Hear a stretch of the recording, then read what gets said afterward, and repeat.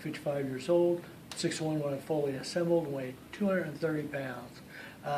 Today what I'm going to talk about is getting through doors, and the reason I'm talking about getting through doors in a wheelchair is right after I had amputations, one of the early things I needed to figure out how to do was get in and out of restrooms, at the hospital or, whatever public place I was in. And not all of these places had the buttons where it would just open the door.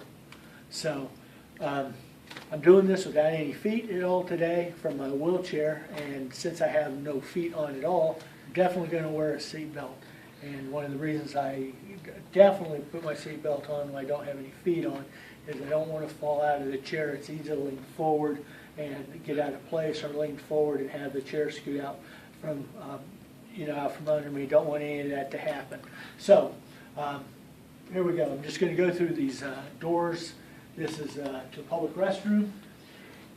This is very simple. This is a door that has no resistance to it. There's not a spring to hold it closed or anything like that. So I can just open this door and push it open, and it'll stay. And I can either drive through like this, because there's no big threshold or anything, or I can grab hold of this frame and help pull myself through this doorway.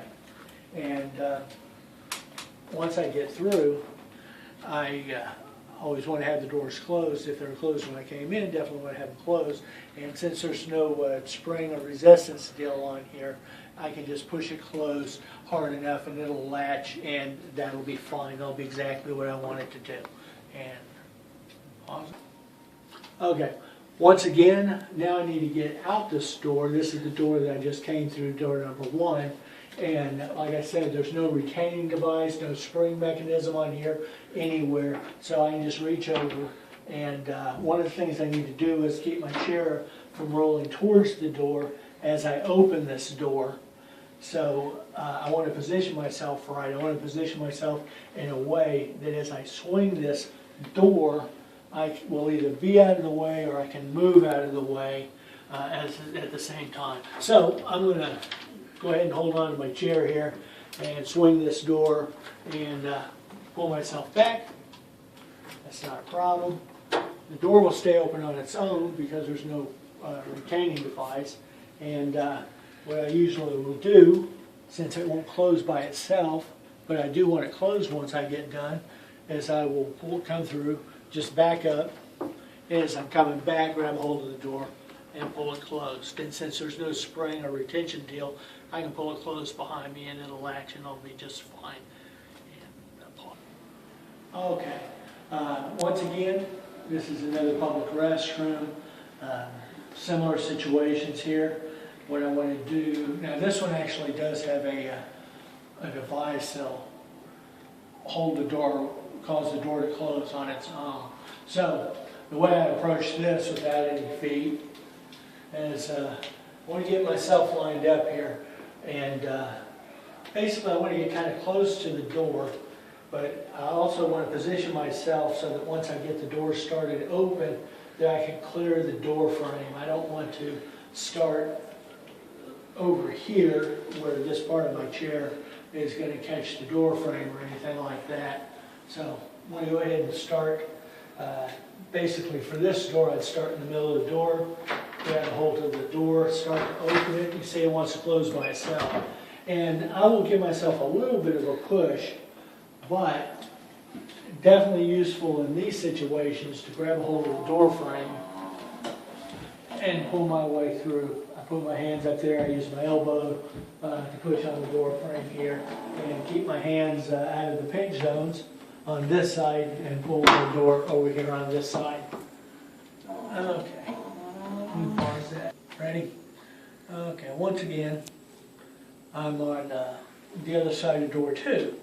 This is the door that closes by itself. It's got a thing up there, and this time, of course, I'm going to approach the door, and it's going to be swinging towards me.